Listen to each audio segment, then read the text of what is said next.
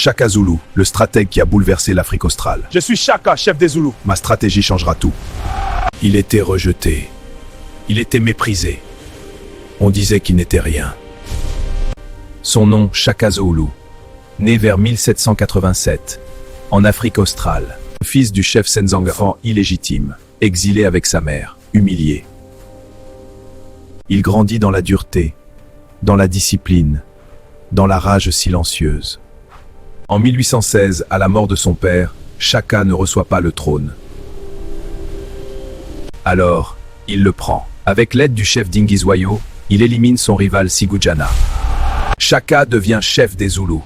Mais il ne veut pas être un simple chef. Il veut transformer son peuple. De 1817 à 1818 a eu lieu la guerre contre les Ndwandwe. Un grand danger menace. Le puissant chef Zouidé veut dominer la région. Les armées s'affrontent. Je veux dominer la région.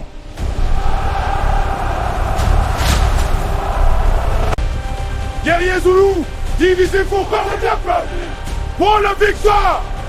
En 1818 a eu lieu la bataille de Coakley Hill. Shaka utilise une nouvelle stratégie.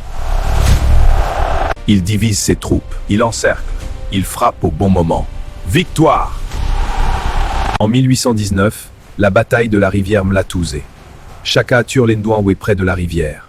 Il laisse l'ennemi traverser, puis il attaque. Attaque de gauche. Les forces de Zwide sont écrasées. Le royaume Ndwandwe s'effondre. Shaka devient la puissance dominante de la région. De 1820 à 1825, Shaka lance des campagnes pour intégrer d'autres clans. Alliez-vous à moi ou soyez conquis. Shaka Zulu unifie les territoires. Il restructure l'armée. Il crée le système militaire des Impi. Son royaume devient une force majeure en Afrique australe, dans l'actuelle Afrique du Sud. Il n'était pas né roi. Il est devenu stratège.